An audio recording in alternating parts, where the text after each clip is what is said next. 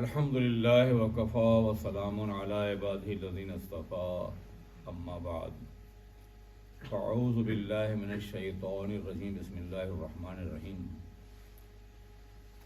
ان اللہ وملائکۃ یصلون علی النبی یا ایہا الذین آمنوا صلوا علیہ وسلموا تسلیما اللہم صل علی سیدنا مولانا محمد معدن الجود والکرم وآلہ الکرام اجمعین عن ابی ہریرہ رضی اللہ تعالی عنہ قال قال رسول اللہ صلی اللہ علیہ وسلم کل سلام من الناس علیہ صدقۃ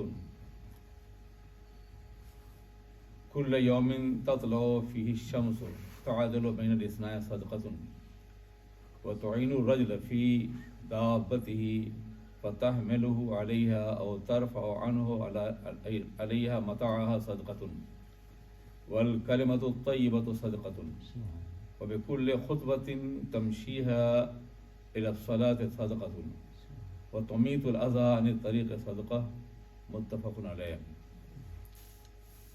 آقائے دو جہاں حضور رحمت عالم سرور کائنات صلی اللہ علیہ وسلم نے بہت سے اعمال کو صدقہ قرار دیا ہے۔ آقا ارشاد فرماتے ہیں کہ ہر آدمی کے ہر جوڑ کی طرف سے صدقہ کرنا لازم ہے، تمام اعضاء کی طرف سے صدقہ کرنا لازم ہے، اور ہر دن جب سورج طلوع ہوتا ہے اور تم دو آدمیوں کے درمیان میں عدل کرو، انصاف کرو، تو یہ بھی صدقہ ہے۔ اگر تم کسی شخص کے جانور پر سوار ہونے کے لیے اس کی مدد کرو تو یہ بھی صدقہ ہے۔ آپ جانتے ہو اس زمانے میں دو سواریاں تھیں، اونٹ یا گھوڑے کی سواری، اور ہر آدمی سوار ہونا مشکل تھا، بوڑھے ہیں، کمزور ہیں، بچے ہیں، تو اس کے لیے فرمایا کہ اگر تم کسی آدمی کو سواری پر سوار ہونے کے سلسلے میں مدد کرو تو یہ بھی صدقہ ہے، فرمایا قائد و جہاں نے۔ اور اگر اس کا سامان اتار دو اونٹ سے تو یہ بھی صدقہ ہے۔ اور ایک اچھی بات، ایک کلمہ طیبہ اگر تم اپنی زبان سے ادا کرو تو یہ بھی صدقہ ہے۔ اور ہر قدم جو تم مسجد کے لیے، نماز کے لیے اٹھاتے ہو اور چلتے ہو تو ہر قدم پہ صدقہ ہے۔ اور اگر راستے سے کوئی تکلیف دہ شے کا، گندگی ہے، کانٹے ہے، ہٹا دیتے ہو جہاں سے لوگ گزرتے تو یہ بھی صدقہ ہے۔ تو اس طرح سے جب آقا نے یہ فرمایا کہ تمہارے ہر عضو اور ہر جوڑ کے بدلے میں صدقہ ہے، تو اس کا حل بھی بتا دیا کہ تم دن بھر جو بھی نیک کام کرو گے، خواہ اپنے لیے کرو یا دوسروں کے لیے کرو، وہ بھی صدقہ ہے۔ نیکیوں کی اس طرح سے تعلیم حضور آقائے دو جہاں سرور کائنات کی حیات طیبہ اور ان کی احادیث کے علاوہ کہیں اور نہیں ملتی ہے۔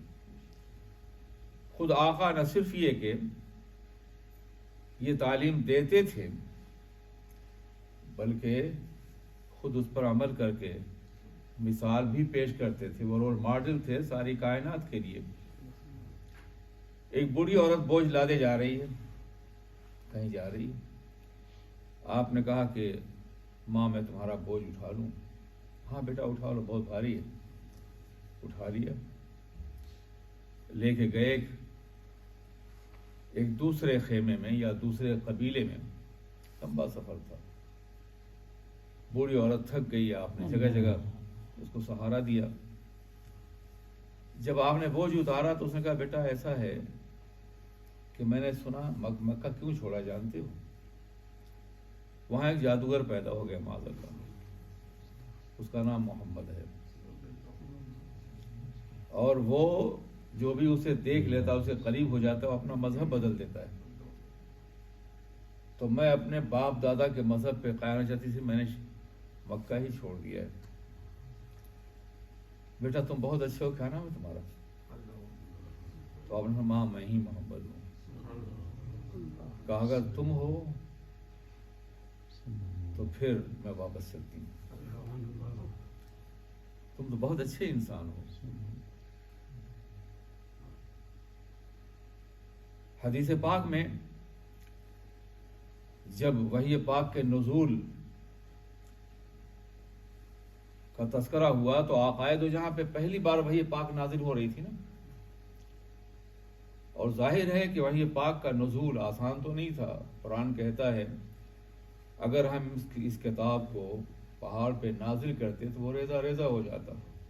وہ قلب مصطفیٰ ہے جس پہ قرآن نازل ہو رہا تھا، تو آپ پر ایک خوف کی کیفیت طاری ہوئی۔ یہ خوف اس لیے نہیں تھا کہ آپ نہیں جانتے تھے کہ یہ کیا ہے، جیسا کہ بعض لوگوں نے کہا ہے، یہ اس لیے کہ وحی پاک کا جلال آپ پہ طاری تھا۔ آپ گھبرائے ہوئے گھر آئے اور حضرت خدیجہ سے کہا مجھے چادر اڑا دو۔ پھر آپ نے بتایا کہ مجھے اپنی جان کا خطرہ ہے، مجھ پہ ایک ایسا کلام نازل ہوا ہے۔ تو جناب خدیجہ نے کیا کہا تھا؟ آپ لوگوں کی مدد کرتے ہیں، کما کے لوگوں کی خدمت کرتے ہیں، اس لیے اللہ آپ کی حفاظت فرمائے گا، آپ گھبرائیں نہیں۔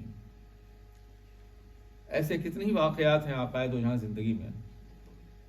ایک بچی جا رہی ہے، ماں نے پیسہ دیا دودھ لینے کے لیے، پیسہ گر گیا، بیٹھی رو رہی ہے۔ عقائد و جہاں نے فرمایا کہ کیا بات بتایا؟ آپ نے دودھ لیا، اس کو اس کے گھر پہنچایا اور ماں سے کہا کہ اس کا پیسہ غائب ہو گیا تھا، میں نے دودھ خرید دیا ہے۔ بچوں کے ساتھ اس نے سلوک، بوڑھوں کے ساتھ اس نے سلوک، کمزوروں کے ساتھ اس نے سلوک، ضرورت مندوں کے ساتھ اس نے سلوک۔ یہ پوری زندگی ہے عقائد و جہاں کی، صلی اللہ علیہ وسلم فدا اور تعلیم دینے کے لیے رحمت تمام ہے، مالک کونین ہے، خزائن کائنات آپ کے ہاتھوں میں ہے، مگر تعلیم امت کے لیے اگر ضرورت پڑتی تو قرض لے کر کے لوگوں کی ضرورت پورا کرتے تھے، قرض لے کر کے۔ ایک یہودی سے قرض لیا اور ٹائم مقرر کر دیا کہ فلاں دن ہم یہ ادا کریں گے، کھجوروں کی شکل میں۔ وہ ایک روز پہلے آ گیا، صحابہ کرام بیٹھے ہیں، اس نے برا بھلا کہنا شروع کر دیا، بڑے سخت الفاظ کہے۔ کہا یہ عبد المطلب کے خاندان والے ایسے ہی نادہند ہیں، دادا کو۔ صحابہ کرام غصے سے بھر کے جناب عمر کھڑے ہو گئے، آپ نے ہاتھ سے اشارہ کیا، کہا تمہیں یہ چاہیے تھا کہ اس کو نرمی سے روکتے اور مجھ سے کہتے کہ میں اس کا قرض ادا کر دوں۔ عمر لے جاؤ، اس کا قرض ادا کر دو، اور یہ بھی کہا کچھ زیادہ بھی دے دینا۔ سبحان اللہ۔ اس نے جتنا قرض دینا تھا دے دیا، اور کچھ زیادہ بھی کہا۔ یہ کیا ہے عمر؟ کہا جو لال لال میں نے آنکھیں دکھائی تھی نا، یہ اس کے بدلے میرے آقا نے فرمایا کہ تمہیں اور زیادہ دیا جائے۔ وہ کھڑا ہو گیا، کہا تم جانتے ہو میں کون؟ میں یہودیوں کا سب سے بڑا ربائی ہوں، ربی ہوں، میرا نام یہ ہے۔ جناب عمر سمجھ گئے، ہاں میں جانتا ہوں تمہیں، تم ربائی ہو، ربی ہو، اور تم نے یہ حرکت کیوں کی میرے نبی کے ساتھ؟ یہ کہا کہ میں نے توریت میں پڑھا تھا کہ پیغمبر آخر الزماں جو ہیں ہمیشہ سختی اور برائی کے بدلے میں نیکی کریں گے۔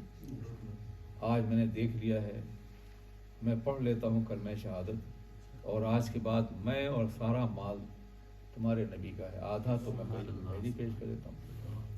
یہ وہ خلق حسن یا اخلاق حسنہ تھے جس نے اسلام کو پوری دنیا میں غالب فرمایا۔ اللہ تبارک تعالیٰ ہمیں پیغمبر اعظم کی سیرت پر عمل کرنے توفیق عطا فرمائے۔ اور یہ سارے کام جو صدقہ ہیں، مسجد آنا بھی صدقہ ہے، مدد کرنا بھی صدقہ ہے، اچھی بات کہنا بھی صدقہ ہے، راستے سے تکلیف دہ شے کا ہٹا دینا بھی صدقہ ہے۔ خدا کریے کہ سارے کام ہم بھی کرتے ہوئے نظر آئیں۔